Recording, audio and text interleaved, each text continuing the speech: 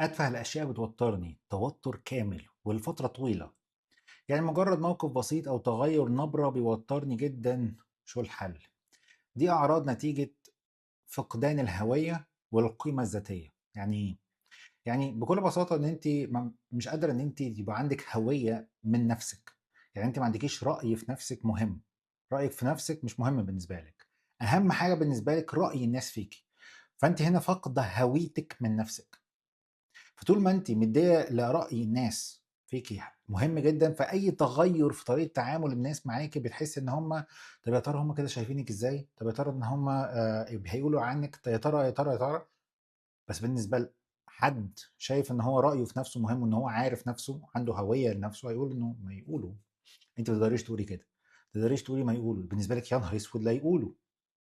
لأنه يا نهار أسود لا يقولوا، لأنه بالنسبة لِك أنتِ بتاخدي قيمتِك وهويتِك من كلامهم، من نظرتهم، من تعاملهم، وده ما ينفعش. محتاجة إن أنتِ تنضجي في الحتة دي وتعرفي إن أنتِ يكون عندِك هوية بغض النظر عن رأي الناس فيكِ. رأي الناس فيكِ مش مهم زي رأيِك أنتِ في نفسِك، هو مجرد رأي ممكن تاخدي بيه أو لأ.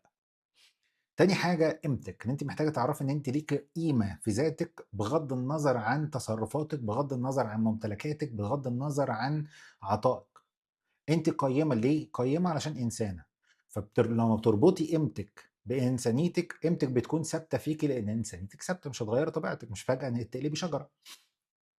فلمّا تستوعبي حاجة زي كده وتحسّي إن أنتِ قيّمة لمجرد إن أنتِ إنسانة، بتحسّي إن أنتِ باستقرار نفسي رهيب، إن أنتِ مش محتاجة تثبتي نفسِك، مش محتاجة تعملي مجهود، مش محتاجة تعملي أي حاجة علشان تحسّي إن أنتِ قيّمة.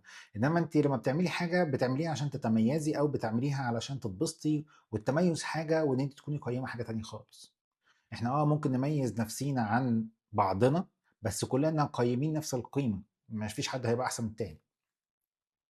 فأنتِ لمّا تستوعبي الحاجتين دول هتلاقي إن في استقرار نفسي بشكل كبير جدًا. التوتر هيهدى خالص وهتحسّي إن أنتِ الدنيا يعني فيها مشاكل، بس مش بتهددِك.